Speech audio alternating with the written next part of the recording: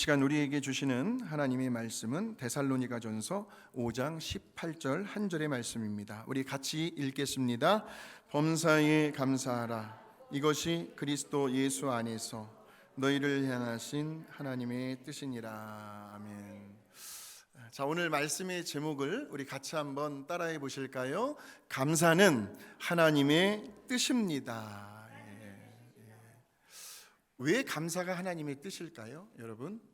왜 하나님은 저와 여러분을 향해서 감사하며 살라고 말씀하시는 것일까요?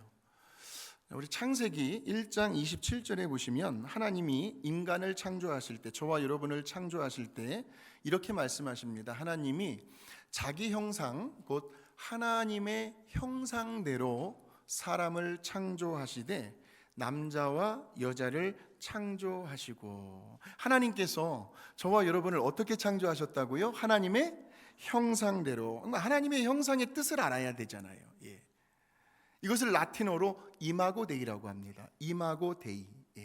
이마고는 이미지에서 나온 거고, 그리고 하나님은 이마고, 다이, 거기에서 나온 거잖아요.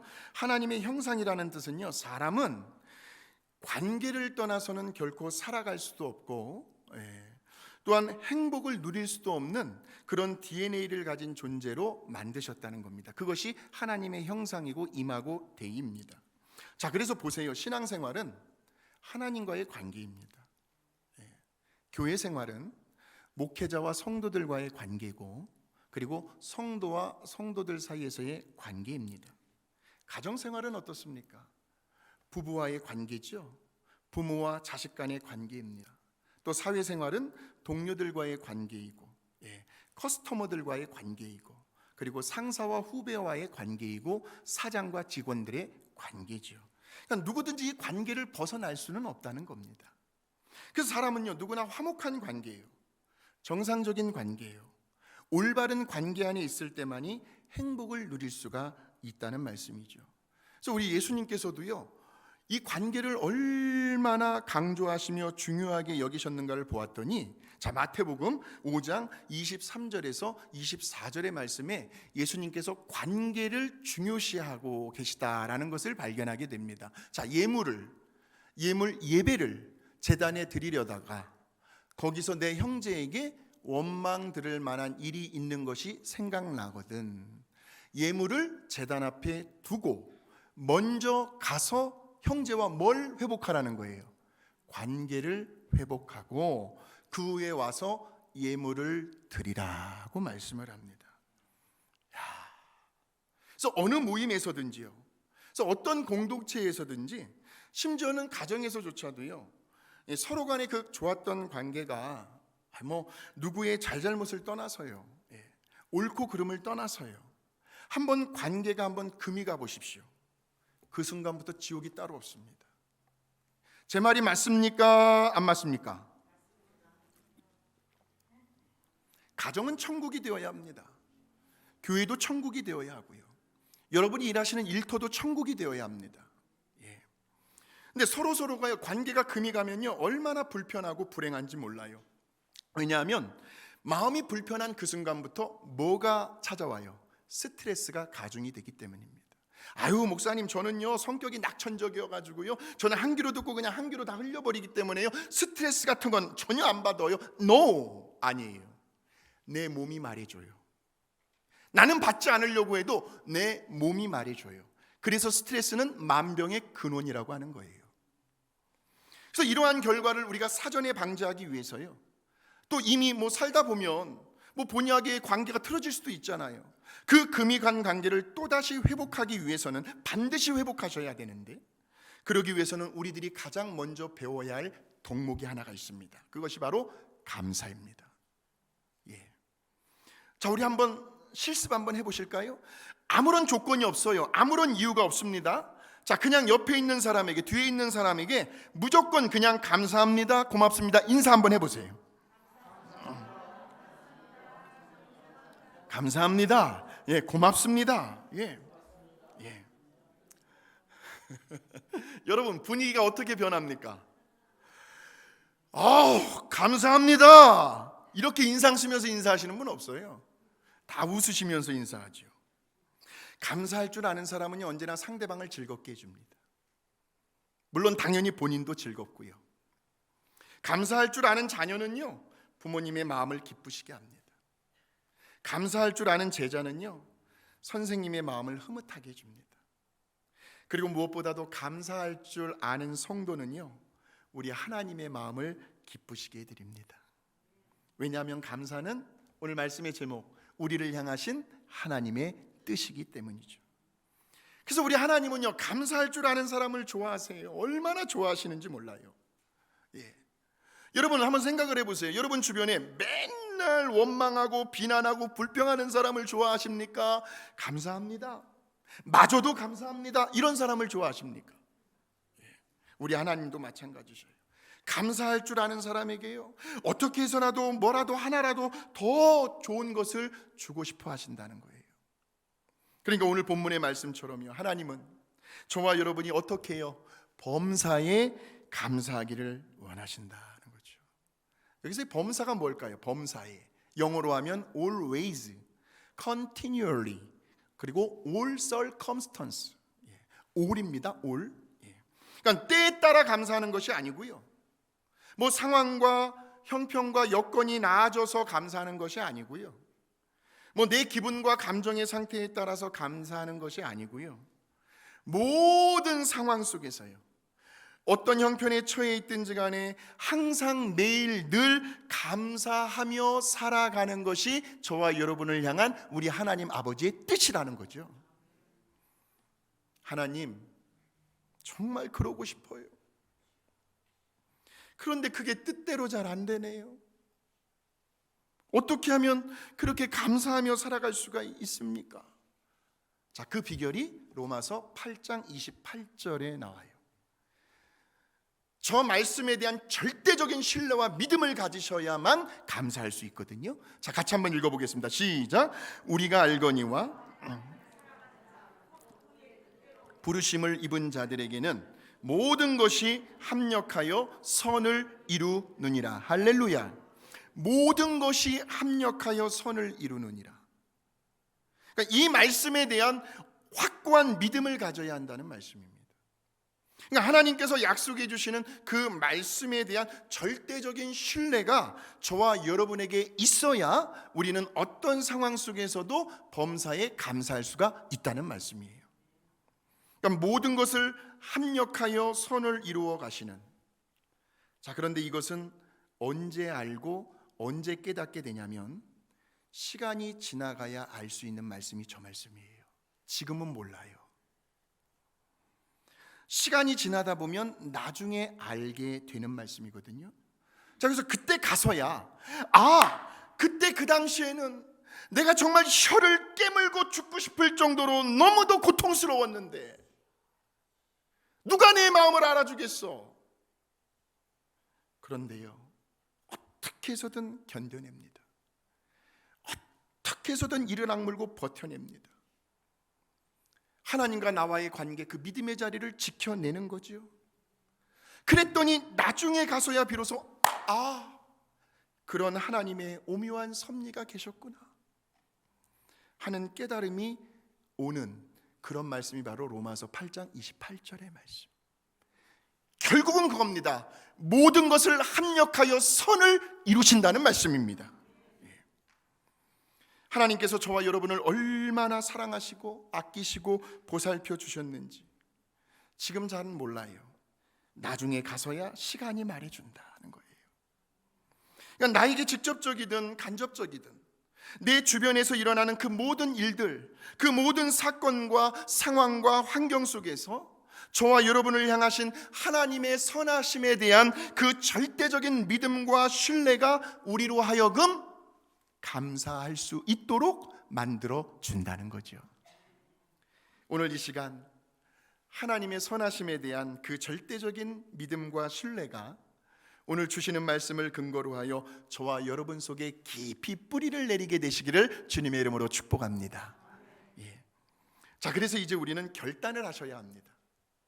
입술로 고백을 하셔야 해요. 나는 무슨 일이 있어도, 어떤 사건이 터진다고 해도 나는 절대적으로 원망하고 비난하고 불평이 아니라 감사를 선택하리라. 감사를 선택하리라. 이것이 중요해요. 제가 최근에 너무나 은혜를 받고 있는 찬양이에요. 이 찬양만 부르면요, 막 속에서 막 감사가 막 끓어오르는 것 같아요. 눈물이 나기도 하고요. 우리 같이 한번 불러보시겠습니다. 오늘 숨을 쉬는 것 감사, 나를 구원하신 것 감사, 내 뜻대로 안 돼도 주가 인도하신 것 모든 것 감사, 내게 주신 모든 것 감사, 때론 가져가심도 감사, 내게 고난 주셔서 주 뜻 알게 하신 것 모든 것 감사, 항상 주 안에 있음 감사, 참된 소망 주심도 감사, 나 같은 사람도 자녀 삼아 주신 것 모든 것 감사, 주님 감사해요, 주님 감사해요, 내가 여기까지 온 것도 은혜입니다. 주님 감사해요, 주님 감사해요, 나를 사랑하신 주 사랑 감사합니다.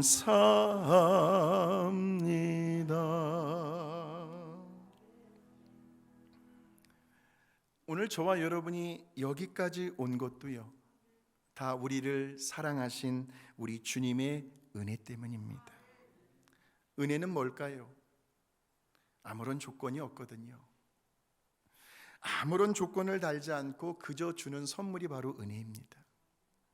그러므로 감사는 조건이 아닙니다. 감사는 내 안에 계시는 성령님의 감동하심에 순종하는 행위입니다. 감사는 영원히 변하지 않는 그 진리가 되는 하나님의 말씀을 실천하는 행위입니다.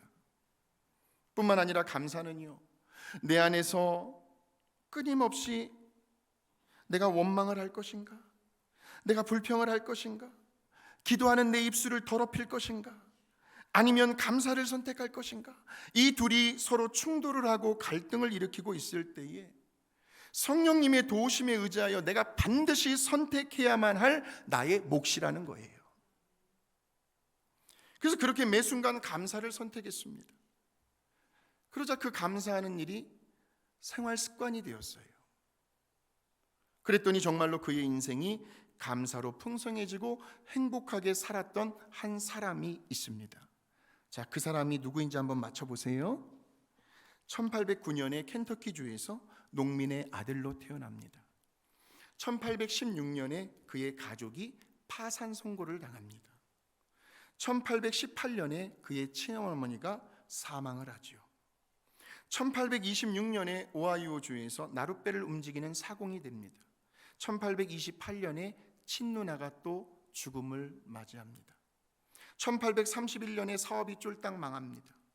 1833년에 주의회 선거에 출마해서 낙선의 고배를 마십니다.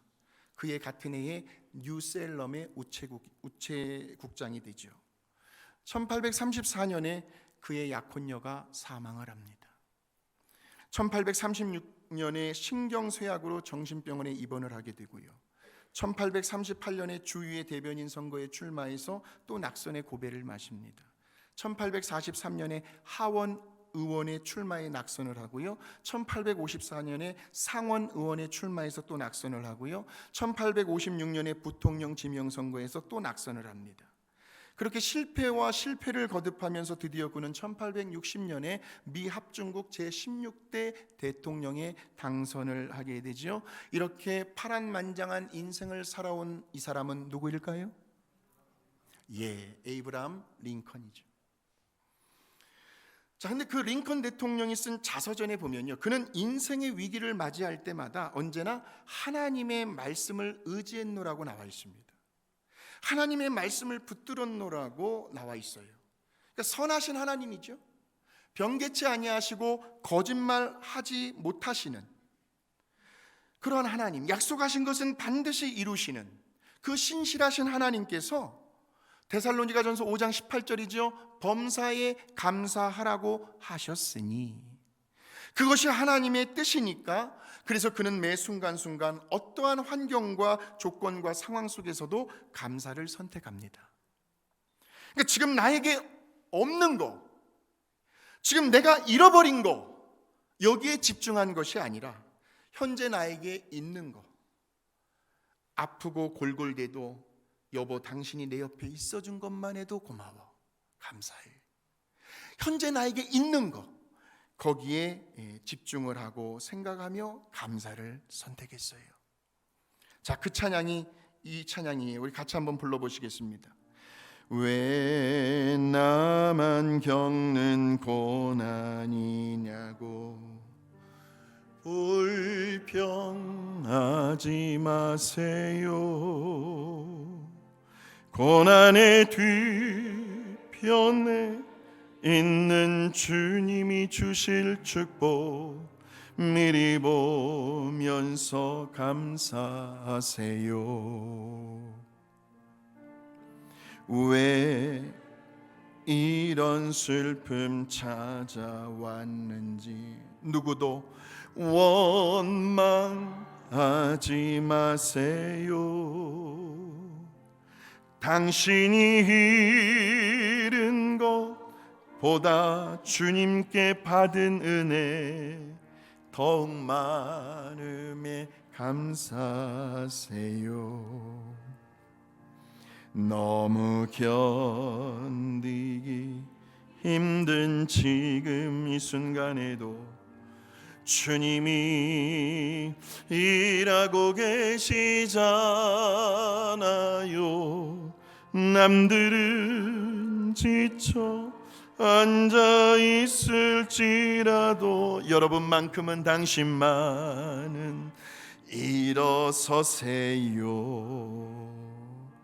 힘을 내세요. 힘을 내세요. 주님이 손잡고 계시잖아요. 주님이 나와 함께함을 믿는다면 어떤 고난도 견딜 수 있잖아요. 한번 인사하시겠습니다. 견뎌내십시다. 인사합니다. 견뎌내십시다. 할렐루야. 견뎌내십시다. 우리에게 남아있는 것은 반드시 하나님의 선하심입니다. 매 순간순간마다 링컨은요, 하나님의 말씀을 의지하며 감사를 선택했습니다. 그리고 그것이 그의 인생의 습관이 되어버렸죠. 말끝마다 감사합니다. 감사합니다. 그래서 결국은 하나님의 선이 이루어지는데 제16대 대통령이라는 영광스러운 영예의 자리에 서게 되는 거죠. 바로 오늘날 추수감사절 땡스기빙 데이를 나라의 국경일로 제정하는 데 가장 큰 공헌을 했던 사람이 바로 링컨이었습니다. 원래는 미국의 초대 대통령 조지 워싱턴이 추수감사절을 나라의 국경일로 선포를 했습니다만, 그런데 제15대 대통령에 이르기까지, 다시 말하면 그때까지에는 미국이 영국의 식민자에 있었기 때문에, 영국은 왕정 정치죠. 왕정 시대의 관습으로 인하여 추수감사절이 중단이 되었어요. 그런데 링컨에 와서야 추수감사절이 다시 부활이 된 거예요. 링컨은 국민들 앞에서 이렇게 선포를 합니다. 나는 우리의 경건한 조상 청교도들이 미국 땅에 들어와 감사의 씨로 뿌린 그 신앙의 유산을 우리 후손들이 잘 계승해 나갈 수 있도록 이날을 국가 축제일로 선포합니다. 그래서 이 주간만큼은요, 그동안 또 멀리 떨어져 지내던 가족들이요, 전화로라도 안부도 물을 수도 있지만 어지간하면 가족들이 또 함께 모여서 즐거운 시간을 보내죠. 마치 한국에서 설날이라든지 추석 명절 때 같은 그런 분위기죠. 그러면서 지난 한 해 동안 베풀어 주신 하나님의 은혜를 기억합니다. 그리고 자녀들에게도 하나님께 감사하도록 가르치죠. 온 가족들이 함께 모여서 이제 터키를 먹을 때에 먹기 전에 그 가정에서 가장 어른이 식사에 대한 감사 기도를 드립니다. 이렇게 온 국민들에게 감사의 진정한 의미를 심어준 사람이 바로 링컨이었습니다. 사랑하는 성도 여러분, 얼마나 힘들고 어렵게 올 한 해 지내오셨습니까? 많은 일들이 일어났습니다. 사랑하는 사람을 먼저 떠나보내기도 하고요, 직장을 잃은 사람도 있고요, 경제적인 어려움 때문에 많이 속상했던 적도 있었습니다. 자녀들의 앞길이 잘 풀리지 않아서요, 내가 낳아서 키워주신 저 자식이 왜 이렇게 부모의 마음을 몰라줄까, 노심초사하며 밤잠을 못 이룬 적도 한두 번이 아니었을 것입니다. 또 자녀들의 신앙의 문제예요. 어렸을 때는 믿음 생활 잘하다가 대학교 들어가더니 또 결혼을 하고 분가를 하더니 갑자기 자녀들의 신앙이 막 바닥을 치고 있어요. 하나님을 향한 그 뜨거운 열정들이 식어지고 그 첫사랑, 그 구원의 기쁨과 감격이 막 식어지는 자녀들을 보면 부모님들이 막 애를 쓰며 하나님께 매달리며 하나님 내 자식 신앙 좀 회복시켜 주시옵소서, 그렇게 기도하시는 분들도 있었을 것이고, 또 자녀들의 성격과 성품의 문제, 또 배우자의 문제예요, 직장의 문제, 또 학업의 문제, 또 신분의 문제, 이런 여러 가지 이유가 있을 수 있습니다. 때로는 건강 때문에 염려할 수도 있습니다. 자, 그런데 오늘 이 말씀을 전하고 듣는 저와 여러분은요, 이 시간부터는 우리 예수님 때문에, 할렐루야, 우리 예수님 때문에 항상 범사의 모든 상황 속에서 감사를 선택하셨으면 좋겠습니다. 예수님 때문에 얼마든지 선택하실 수 있어요. 우리의 생활 속에 습관이 되게 하셔야 합니다. 그러니까 오늘 우리들이 처한 그 현실 속에서요, 지금 우리들이 직면하고 있는 그 문제와 갈등 속에서요, 누구만 생각하자고요? 우리 예수님을 생각하기만 하면, 우리 예수님의 말씀을 묵상하기만 하면 우리는 얼마든지 감사를 선택할 수가 있다는 말씀입니다. 다시 한번 인사하시겠습니다. 감사합니다. 인사 한번 해보세요. 남편에게, 아내에게, 또 성도님들에게 그냥 감사합니다. 반찬이요 별로 안 나와도 감사합니다. 그렇게 감사하는 일이 계속적으로 반복이 되다 보면요, 그것이 우리의 생활 습관이 되다 보면 우리는 이제 그 모든 일을 합력하여 선을 이루어 가시는 그 신실하신 하나님을 날마다 매 순간순간 속에서 찬양하고 체험할 수가 있다는 말씀이에요. 다시 한번 말씀을 드릴게요. 감사는 타고난 성품이 아닙니다. 저절로 되어지는 것도 아니고요, 감사는 선택이고 습관이고 훈련입니다. 그리고 감사는 언제나 하나님의 말씀에 기초합니다. 감사는 하나님의 말씀의 권위에 순종하겠다고 하는 나의 의지요, 나의 선택이에요. 그리고 무엇보다도 감사는 예수 그리스도 안에서, 오늘 말씀의 제목이죠, 우리를 향하신 하나님의 뜻이라는 거예요.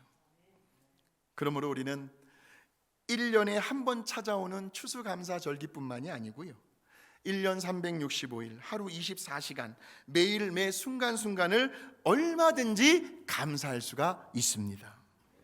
왜냐하면 우리 하나님이 늘 우리와 함께 하시기 때문이죠. 늘 우리와 동행해 주시기 때문이죠. 주 예수와 동행하니 그 어디나 하늘나라. 아무리 우리가 힘들고 괴롭고 고통스러우며 절망적인 상황 속에 있다 할지라도 하나님은 결코 단 한 번도 우리 곁을 떠나지 않습니다. 우리를 버리지 않습니다. 우리를 잊어버리지 않아요. 우리를 홀로 남겨두지 않으십니다. 언제나 늘 우리 곁에 계십니다. 이런 하나님의 뜻을 날마다 이루어드리며 범사에 감사를 선택하며 살아가는 저와 여러분이 되시기를 주님의 이름으로 축원합니다.